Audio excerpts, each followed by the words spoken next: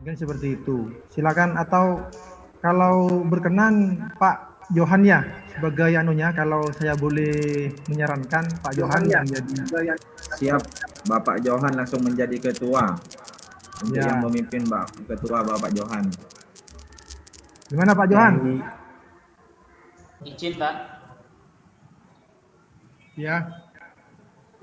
Kalau menurut saya nanti kan masih ada kerja kelompok ke depan, itu nanti biar giliran saya untuk sesi ini biar ngambil notulen saja, nanti biar yang garap PowerPoint-nya biar saya enggak apa-apa, nanti bergiliran. Untuk yang sesi pertama ini saya ambil bagian notulen. Oke, berarti langsung saja ya Pak Hidayat, langsung notulen. Ya langsung Pak. Oke. Ya, Bu Yuli bagian itunya, pematerinya. Oh iya, nanti ya, kita Bu gantian Yuli tapi sebagai ya. ketua. Iya, gantian nanti Ya. Bu. Iya, oke Sekarang Bu siap. Yuli dulu ya. Ya siap, yuk. Ya, ayo mulai. Semangat semuanya. Ya. Ya. Iya. Yang pertama ini ada pertanyaan, apa kekuatan konteks sosiokultural di daerah Anda yang sejalan dengan pemikiran KHD? Nah, kita ini kan berlima.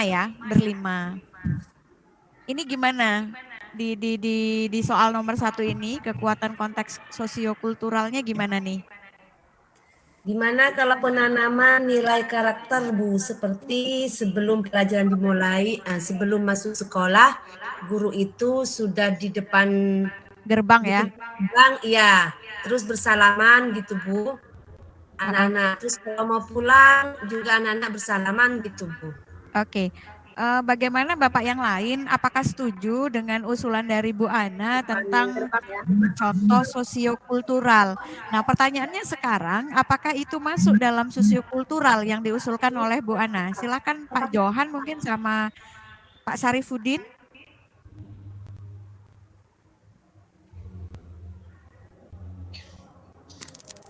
Ya, terima kasih atas waktunya. Yang pertama itu kan mengenai apa konteks. Pak Sarifudin lagi ngomong ya Pak Johan. Bapak Johan dulu, Bapak Johan. Oh, Pak Johan dulu, takut cangkolang Cepon. Lanjut Pak Johan. Lambat suaranya Pak Sarifudin lambat. Ya. Lanjut Pak Siapa Johan. ini yang mau bicara duluan? Pak Johan monggo. Saya ya. Ya. Oke, Pak Johan. Kalau praktek seperti tadi itu, guru berdiri di depan pintu gerbang untuk menyambut siswa sesuai dengan nilai-nilai kultur di sekolah saya. Karena itu bagian dari menghormati, menyayangi yang lebih muda dan termasuk pada nilai-nilai religius. Iya Pak. Dan yang kedua itu sebagai tanda bahwa siswa sangat menghormati murid yang dalam perspektif pemikiran KHD itu adalah guru menghamba pada murid. Menghamba tentu dalam pengertian yang positif ya. Itu ya.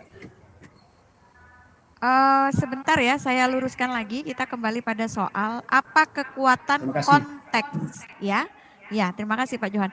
Apa kekuatan konteks sosiokultural di daerah Anda? Mungkin lebih, kalau tadi itu lebih spesifik ya saya rasa. Mungkin ada yang berpendapat lain, mungkin Pak Sarifudin. Kita kembali ke konteks soal ya. Apa kekuatan konteks sosiokultural di daerah Anda? Terima kasih atas waktunya. Monggo Pak Sarifudin. Ya, terima kasih atas waktunya. Itu pertanyaannya kan kekuatan mengenai konteks sosiokultural. Betul. Kultural. Jadi karena kita berada di Indonesia, khususnya di daerah Sumeneb, yang kulturnya itu masih sangat kental.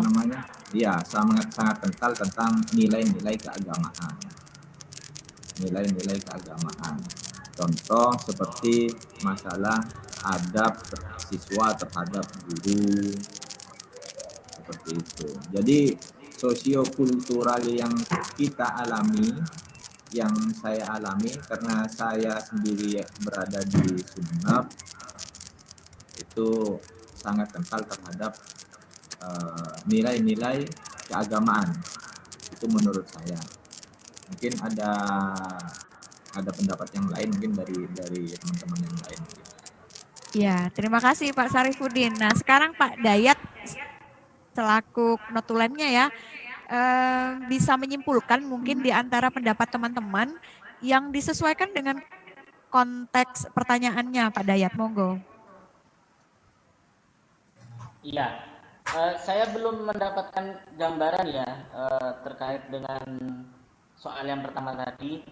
Yang diberikan jawaban itu kan hanya satu poin, yaitu guru bersalaman di depan gerbangnya karena itu sesuai dengan adat budaya kita di Sumeneb. Tapi saya kira itu juga dilakukan di seluruh Indonesia karena itu bagian dari salah satu program karakter yang dicanangkan oleh Kementerian Pendidikan. Kalau di daerah saya di Sapudi misalkan, saya dari seni budaya ya Bu, saya ini sekaligus mau saran ya.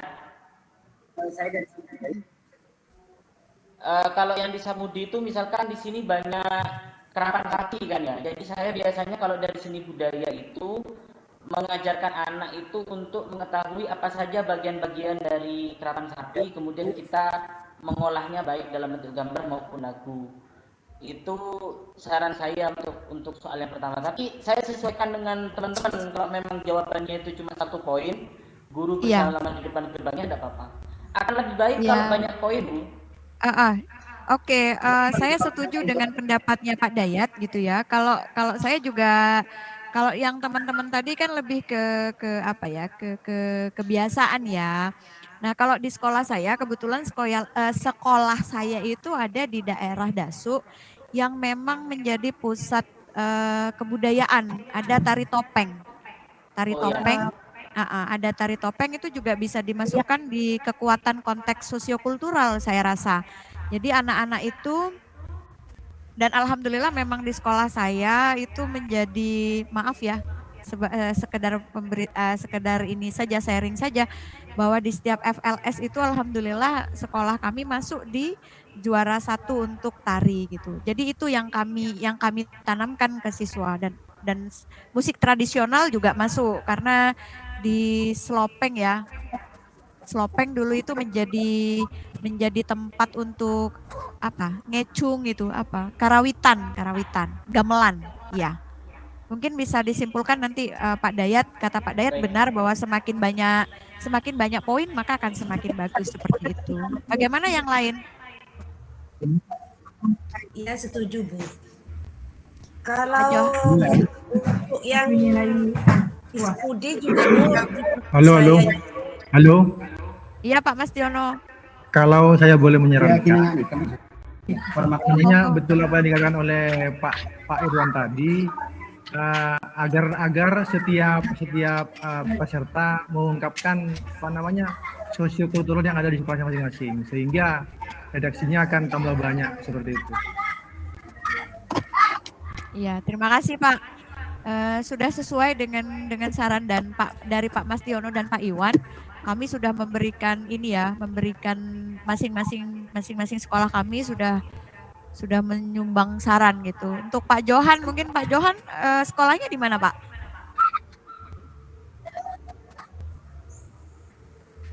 Halo Pak Johan. Sekolah saya di Kiring. Halo. Oh ya, Kiring. Ya. Halo, sekolah saya di Kiring. Di Kiring, Mandi. Iya, ya, terdengar Pak Johan. Untuk kekayaan, ya untuk kekayaan sosiokultural di sekitar sekolah saya, terus terang di sini mungkin Pak bisa membantu saya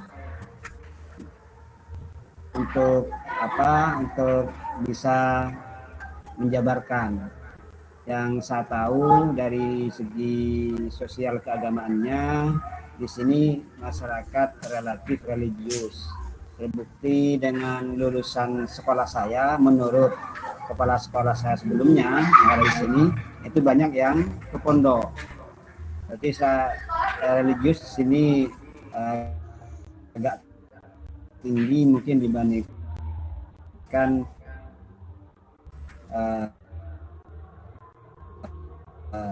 kulturalnya, kekayaannya saya masih kurang banyak tahu tentangnya.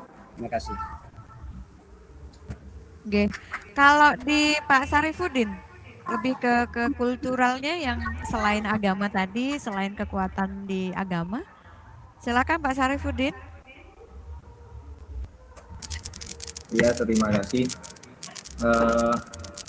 Kalau masyarakat pedesaan, terutama Sumenep, ke pedesaannya itu yang jelas rata-rata itu masalah agama, masalah keagamaan. Bahkan terkadang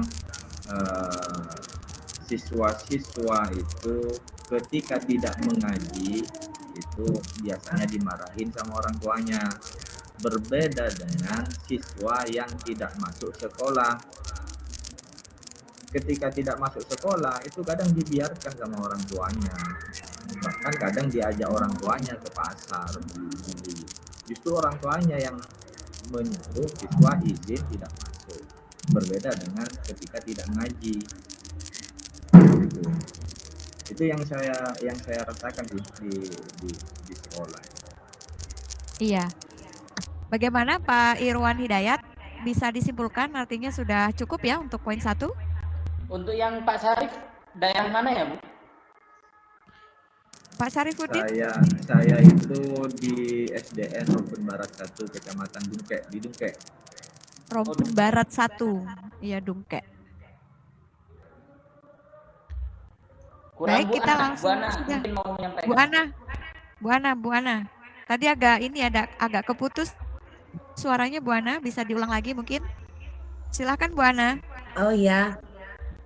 Iya Bu, karena saya itu sekarang ada di Sepudi, tepatnya di Kecamatan Nongkunong. Di situ juga kerapan sapi, kebanyakan kerapan sapi juga Bu. Ada yang kambing juga dikerap juga Bu. Terus mata pencahariannya yaitu menangkap ikan. Saya punya inisiatif atau usulan ya Bu. Jika menangkap ikan di sana itu kan langsung dijual itu Bu. Kelihatan agak kurang efisien untuk pendapatan para nelayan. Saya kepingin itu di sana mengemas abon dari ikan tangkapan para nelayan misalnya seperti itu. Ya mungkin seperti itu Bu di tempat saya kerja gitu. Terima kasih Bu. Iya, terima kasih Bu Ana. Bagaimana Pak Dayat? Kira-kira sudah cukup untuk poin 1 ya? Cukup. Oke, kita lanjut ke poin 2. Nah, di soal nomor 2, bagaimana pemikiran KHD dapat dikontekstualkan sesuai dengan nilai-nilai luhur kearifan budaya daerah asal yang relevan, menjadi penguatan karakter murid sebagai individu sekaligus sebagai anggota masyarakat pada konteks lokal sosial budaya di daerah Anda. Jadi kita diminta untuk berpendapat tentang pemikiran KHD yang kita kontekstualkan sesuai dengan nilai-nilai luhur kearifan budaya daerah. Silakan mungkin yang lain dulu.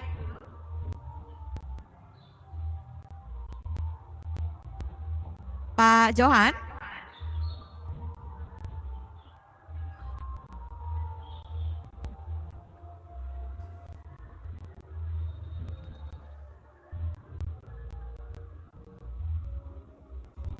Silakan Pak. Silakan masuk Pak Johan. Halo Pak Johan. Bu Yuli. Oke. Saya sendiri masih belum bisa mengabstraksi maksud dari pertanyaan ini arahnya kemana ya. Mohon maaf, mungkin ada petunjuk teman-teman yang mungkin paham bisa menjelaskan dulu. Saya tidak paham juga. Menurut pemahaman saya seperti ini, Pak Dayat. Jadi kita diminta untuk menghubungkan pemikiran KHD itu jika kita sesuaikan dengan nilai-nilai kearifan luhur budaya. Atau yang lain mungkin bisa berpendapat dulu. Saya juga sebenarnya masih mencerna ini. Kalau yang poin 3 sudah paham. Ini poin yang kedua memang agak sedikit ini ya, menurut saya kurang spesifik ya Pak Dayat ya. Iya. Atau Pak Mastiono nih sebagai PP kita bisa memberikan pencerahan kepada kita, Pak Mastiono. Halo Pak Mastiono. Pak Yono, bisa mendengar halo, Bu. saya? Iya. Iya. Nah, kami agak kesulitan dalam memahami soal nomor 2, Pak Yono. Mungkin bisa diberikan sedikit pencerahan kepada kita. Coba di-share, Bu. Soal yang kedua di-share, coba di-share soalnya. Ya, sebentar. Saya share di chat ya. Ya, silakan. Ada di chat itu. Ya. Sebenarnya di WA sudah ada Pak Mastiono. Di chat sudah ada. Ya, sebetulnya saya ini lagi rapat juga, Bu. Di sekolah saya rapat dengan kepala sekolah. Iya. Ya. Ya, lihat dulu ya. GG Pak. Bagaimana pemikiran? Mungkin yang itu Bu, mungkin ya. Ya. Yang mata pencariannya seperti nelayan bisa memanfaatkan ikan laut dijadikan abon, mungkin itu Bu. Seperti ini, Bu. Gimana, Halo. Pak? Iya, halo Bapak Yono. Mohon maaf, Bu ya. Oke. Itu kan pemikiran KHD, ada menuntun, ada petani, terus ada berkebun, terus ada menghamba. Itu kalau menurut soal yang telah ditampilkan tadi, kalau saya bisa mencerna, apakah dari pemikiran KHD itu sudah dikontekstualkan, maksudnya sudah diaplikasikan dalam pembelajaran Bapak dan Ibu? Apakah sudah ada yang diaplikasikan oleh Bapak dan Ibu ketika Bapak dan Ibu mengenal pemikiran KHD yang dicetuskan selama guru penggerak ini? Bisa ditangkap Bapak dan Ibu? Iya, paham Bapak. Gimana Iya, ya? Oh iya, mungkin itu yang bersalaman paling ya Bu. Sebentar Bu Ana, kita selesaikan dulu penjelasan dari Pak Yono. Monggo Pak Yono dilanjut dulu. Misalnya seperti tadi yang telah dikatakan oleh siapa tadi, Pak Irwan, ini kan sudah merupakan pemikiran KHD, sudah masuk juga membawa anak, membimbing anak untuk mengetahui tentang kerapan sapi yang ada di daerah Pulau Sepudi. Itu kan sudah salah satunya. Kalau memang Pak Irwan memang membawa anak untuk mengenali apa saja sih perangkat-perangkat yang ada di kerapan sapi itu salah satu contohnya. Berarti kan sudah membawa anak, kita membimbing anak untuk mengetahui tentang kondisi alam atau potensi alam yang ada di Kepulauan Gayam. Mungkin seperti itu, Ibu. Iya. Atau mungkin sesuai yang dikatakan oleh Bu Yuli juga, bahwa Bu Yuli di Kecamatan Dasuk banyak menerapkan tentang Tari topeng. tari, ya topeng, tari itu kan sudah bagian dari KHD. Kalau menurut saya seperti itu. Namun karena ketidaktahuan kita bahwa itu pemikiran KHD, sehingga kita kan tidak memang karena ketidaktahuan kita bahwa itu merupakan pemikiran KHD, sehingga dengan adanya diklat ini kita baru mengetahui itu bahwa merupakan salah satu contoh pemikiran KHD seperti itu. Terima kasih Bu. Iya, terima kasih. Monggo dilanjut Pak Yono, rapat dengan kepala sekolahnya. Nanti ketika kita kesulitan pasti kita akan juga minta pendapatnya Pak Yono. Gimana Pak Dayat dengan penjelasan dari Pak? Tapi saya kok belum ngeh ya istilahnya. Belum paham benar. Saya paham dengan penjelasan dengan Pak Yono, tapi ketika kembali lagi dengan pertanyaan ini jadi ngambang lagi. Gimana Pak Dayat atau yang lain? Mungkin yang lain punya pemahaman yang berbeda. Begini Bu, saya punya sedikit gambaran setelah dijelaskan oleh Pak Yono tadi. Mungkin untuk soal yang pertama itu kan kayak semacam soal angan-angan ya, kayak semacam kita punya budaya apa yang sesuai dengan KHD. Nah, tapi yang soal yang kedua itu realita yang sudah ada di sekitar kita. Nah, tapi itu nanti harus disesuaikan dengan KHD yang mana gitu. Misalkan saya itu kerapan sapi, itu sesuai dengan pemikiran KHD yang mana? Kalau menurut saya pembelajaran tentang kerapan sapi itu saya sesuaikan dengan pemikiran KHD tentang kodrat alam. Karena tidak mungkin dengan kodrat zaman, karena kodrat zaman kan masa kini. Berarti pembelajaran tentang kerapan sapi sesuai dengan budaya masyarakat itu saya sesuaikan dengan pemikiran KHD tentang kodrat alam. Nah, di tempat Bapak Ibu semua itu sesuai dengan KHD yang mana? Mungkin itu pertanyaan dari nomor 2. Oh, ya, saya setuju. Saya setuju dengan Pak Dayat. Artinya kita pemikiran KHD itu kan banyak tuh ya. Misalnya kodrat alam, kodrat zaman, kemudian apalagi menebalkan. Itu termasuk pemikiran KHD juga gitu. Ya, setuju Pak Dayat. Gimana Pak Johan? Pak Johan?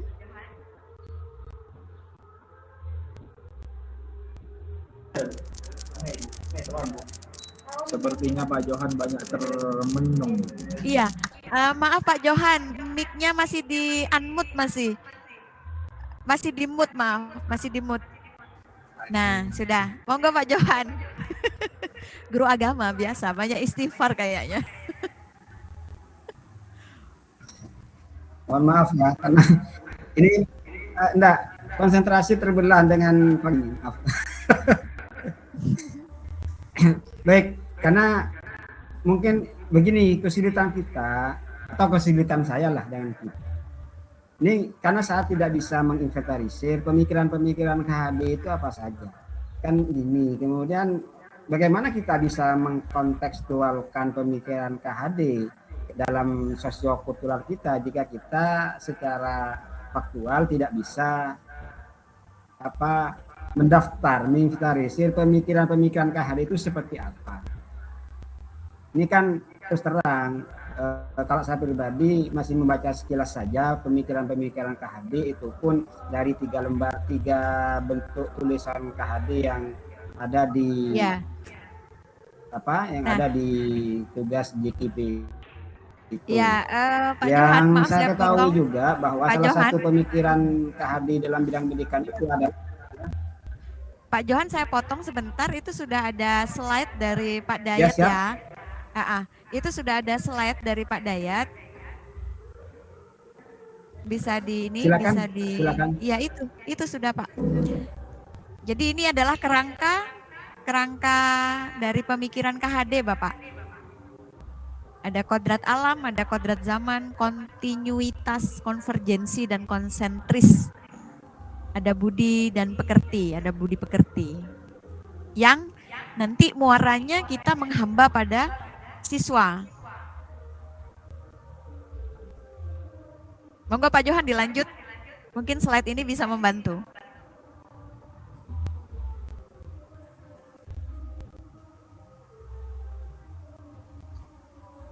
Saya coba bantu yang Pak Johan ya. Apa pertanyaan nomor 2? Tadi Bu Yuli, saya izin apa Pak ya? Oke, monggo lanjut.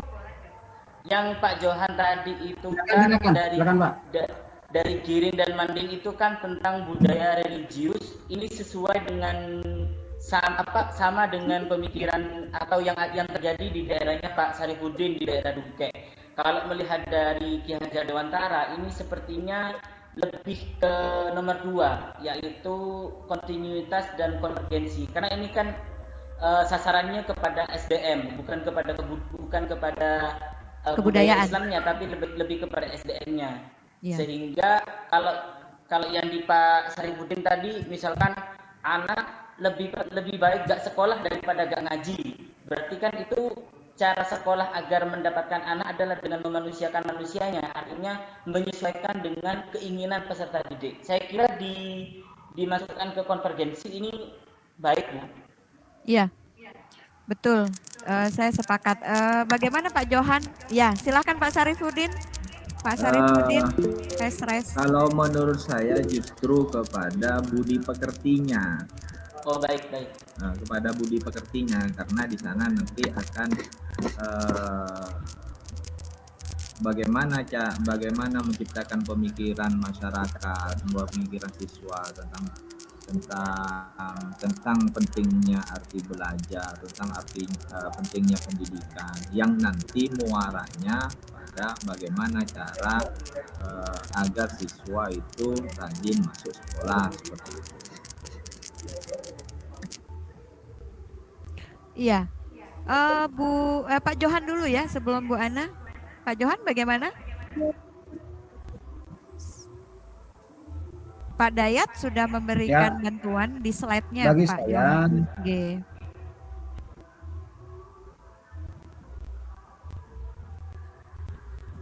Ya, bagi saya karena arah atau ujung dari proses pendidikan menurut KHD itu adalah agar manusia bisa bijaksana, artinya budi pekertinya menjadi baik, maka kebiasaan positif yang ada di sekolah itu termasuk dari aktualisasi pemikiran KHD. Seperti contohnya seperti yang disebutkan di awal tadi tentang pembiasaan menyambut siswa di pagar sekolah, atau membiasakan siswa berdoa sebelum pembelajaran, atau mungkin itu dari saya.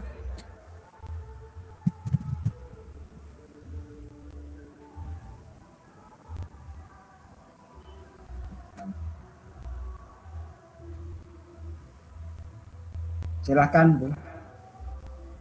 Iya. Bagaimana Pak Dayat? Kalau tadi Pak Sarifudin sudah mengkontekstualkan di bagian budi pekerti. Kalau di daerah Tungkek tadi lebih memilih untuk mengarahkan anak-anaknya dari segi agama. Menurut Pak Sarifudin itu adalah pemikiran KHD yang dikontekstualkan dari sisi budi pekertinya. Bu Ana belum berpendapat ya, Bu Ana. Kalau yang saya di sekolah saya dengan sekolah Pak Dayat sama ya. Kalau di Pak Dayat itu adalah kerapan sapi, sementara di saya itu tari dan musik gamelan. Iya. Iya, Bu, terima kasih, Bu. Kalau di sekolah saya itu mungkin karena kerapan sapi itu, Bu, yang sosiokulturalnya. Berarti sama dengan Pak Dayat ya? Iya, besar di situ, dekat dengan sekolah saya itu lapangan kerapan sapinya. Iya. Terus banyak yang memang memelihara sapi kerapan itu, Bu. Itu ada yang kadang dibawa ke Pamekasan, di Jawa juga kalau pas lomba gitu, Bu. Berarti memang sapi kerapan dengan sapi biasa tuh beda ya, Bu ya?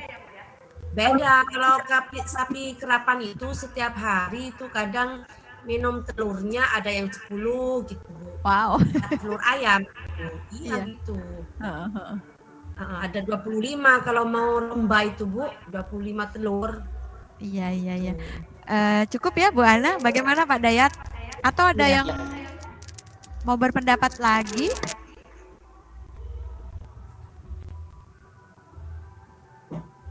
Sudah cukup Pak Dayat? Sudah cukup. Itu yang biasa ngeracik jamunya kerapan sapi itu Pak Johan itu. Nanti kita kapan-kapan ke Sepudi yuk. Pas ada kerapan sapi. Gimana Bu Ana, siap menampung kami dari daratan? Ya. Siap Bu Ana itu. Lanjut ya ke pertanyaan ketiga. Maaf sebelumnya nanti Pak Dayat kan ya yang bikin presentasinya ya. Iya. Nanti bisa di-share di grup kelas kita dulu ya di kelompok B. Saya sudah buatkan grupnya. Biar kita sama-sama mempelajari dan ketika ada pertanyaan dari kelompok lain, kita sama-sama bisa menjawab dan memberikan penguatan. Ya, siap Bu. Yang ketiga, sepakati Ya, satu kalau Pak kekuatan. praktek keren. Kolesterol, ceknya banyak. Pak Dayat kemarin enggak kebagian ya sama Bu Ana, saya bawa patek Bu dari Teso. Yang ketiga, sepakati Alergi satu praktek. Buana sarang Pak Dayat tuh, Bu. Tak bisa. Iya, iya. Kita lanjut ke pertanyaan dulu. Sponsor utamanya kayaknya ini Kau Praktek letak melo, sama Bu. harapan satu. Pak tenang Pak Mastiono. Kan PP nanti dikunjungi sama CGP-nya Pak Kamanding. Kan Mak Semak. Pak Mastiono. Iya. Lanjut ke pertanyaan ketiga, yaitu sepakati satu kekuatan pemikiran KHD yang menebalkan laku murid di kelas atau sekolah Anda sesuai dengan konteks lokal sosial budaya di daerah Anda yang dapat diterapkan. Kalau menurut pemikiran saya, ada sebuah pemikiran KHD yang menjelaskan bahwa anak itu merupakan garis-garis putus, ada yang garis-garis samar. Nah, kita sebagai guru itu hanya berkewajiban menebalkan garis putus-putus itu. Jadi kemarin waktu pembukaan Zoom meeting dengan Pak Iwan, ini bertentangan dengan tabula rasa ya. Dan kalau tabula rasa itu kan mengatakan bahwa siswa itu adalah sebuah kertas putih. Jadi kita bebas menuliskan apa saja di kertas putih itu. Berbeda dengan KHD. KHD menjelaskan kepada kita bahwa anak itu sudah punya bakat. Anak itu sudah punya garis-garis putus. Kita sebagai guru hanya berkewajiban menebalkan atau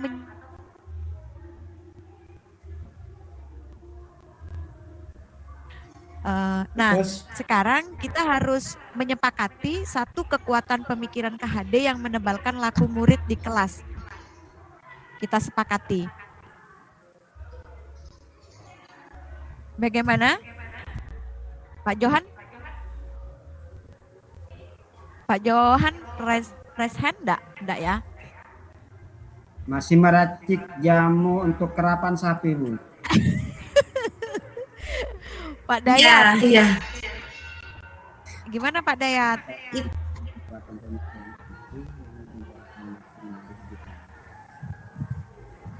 Sepakati satu kekuatan. Ini berarti kita hubungkan, menurut saya, kita hubungkan dengan konteks lokal tadi. Misalnya, kalau menurut saya ya, mohon maaf kalau tidak sependapat dengan teman-teman nantinya. Kalau menurut saya begini, jadi misalnya di daerah saya karena memang sudah daerah penari, aduh kayak judulnya penari di mana di KKN itu. Jadi kita sebagai seorang guru harus bisa membaca, oh anak ini ya nanti dihubungkan dengan bahwa anak itu diibaratkan seperti biji-bijian tadi, bahwa anak ini sudah memiliki bakat ini, anak ini bakatnya di sini. Jadi kita jangan pernah memaksa ketika anak itu kemampuannya di musik, jangan pernah memaksa anak berkemampuan di tari. Mungkin seperti itu ya Pak Dayat ya. Bagaimana Pak Dayat? Ya, setuju saya Bu. Tapi ini jawabannya berarti cuma satu ya, di antara 5 orang ini satu ya? Ya tidak Bapak, Ya? tidak. Sepakati satu kekuatan. Iya, jawabannya satu ini Bu. Iya, ini harus betul. disepakati. Sepakati kekuatan satu mana kekuatan yang harus pemikiran KHD ya. dibalkan. Ya itu Jadi tadi Pak, kira-kira menurut saya tadi itu bahwa kita guru apa Bu yang mau diimplementasikan di sekolah itu Bu? Bahwa guru hanya berkewajiban menebalkan garis-garis putus yang telah dimiliki anak, dihubungkan atau dikorelasikan dengan bakat anak masing-masing. Kalau menurut saya seperti itu. Hubungannya dengan biji-bijian tadi itu. Menurut saya begitu, Bu Ana. Gimana, Bu Ana?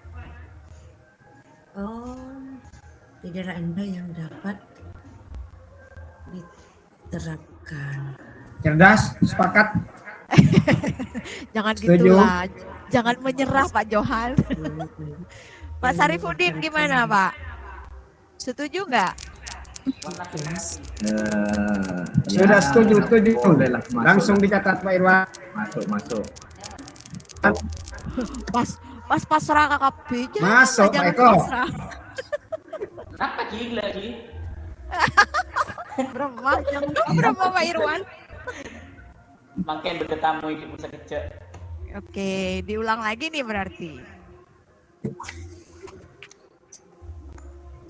Tak usah, mana catat. Yuk, petek keluar. Menurut saya, sepakati satu kekuatan pemikiran KHD. Menurut saya, satu pemikiran KHD yang kita kuatkan itu bahwa guru diibaratkan sebagai seorang petani. Iya, siap. Ya, sebagai seorang petani, dan siswa telah memiliki bakat kodrat ya. Kodrat apa bakat ya? Kodrat, dan kita sebagai guru hanya menebalkan atau menyambung garis-garis putus yang telah dimiliki anak sebelumnya. Siap. Begitu. Bagaimana yang lain? Coba siap malolo selain kia. Setuju maksudmu. Benih selain pas rasa Maksudnya itu seperti apa itu Bu? Maksudnya berarti memberi kebebasan kepada anak sesuai dengan itunya ya Bu, dengan bakat siswa. Iya betul. Artinya kita tidak di sekolahnya itu. Iya betul, sesuai dengan apa yang diungkapkan oleh KHD bahwa jangan pernah berharap jagung akan tumbuh padi, padi sebaliknya juga tumbuh jagung dan lain sebagainya. Kita hanya mengarahkan saja. Ini juga kita hubungkan dengan bahwa kita menghamba pada murid. Mungkin begitu Pak Dayat? Siap, saya memberi kebebasan kepada siswa ya Bu. Iya Bu. Artinya pemikiran KHD tentang bahwa anak itu sudah memiliki kodratnya masing-masing, kita tinggal lanjutkan, itu yang perlu kita garis bawahi. Besok kita sepakati bahwa pemikiran KHD yang itu yang kita ambil. Iya betul. Menuntun ya Pak ya. Ya, sudah selesai berarti ya? Sudah. Iya. Saya tinggal buat notulensinya aja nanti. Iya, dengan presentasinya kan ya Pak Dayat ya? Iya Pak. Iya, langsung bentuk PowerPoint. Iya, saya perlu belajar banyak nih kayaknya ke Pak Dayat. Bikin video, bikin slide. Saya nggak begitu menguasai Pak Dayat. Ini Pak Syarifudin itu sepertinya subscribernya sudah 1.000 lebih tuh. Sering buat Aduh. Ya, YouTuber ya Pak Syarifudin. YouTuber. Ya, enggak. Saya cuma sering bikin jamu itu.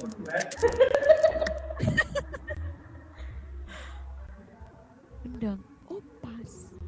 Kalau sudah selesai mungkin ada masukan dari Pak Iwan. Jamu kuat, Bro.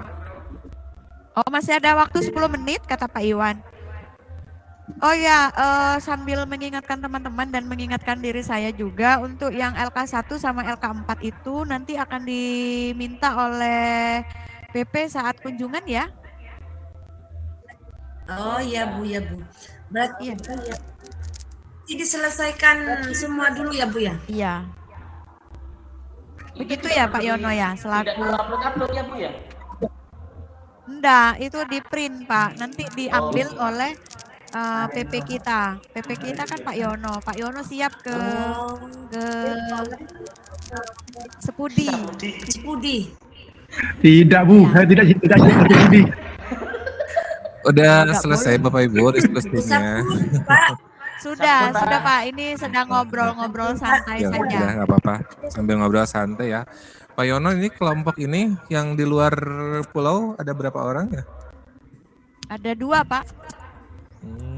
Ya berarti mau tidak mau nanti pendampingan individu Pak Yono ya harus nyebrang. Wah tuh kan Pak Yono ditunggu Ana. Pak Yono. Harus. Dan selamat transport sudah disediakan.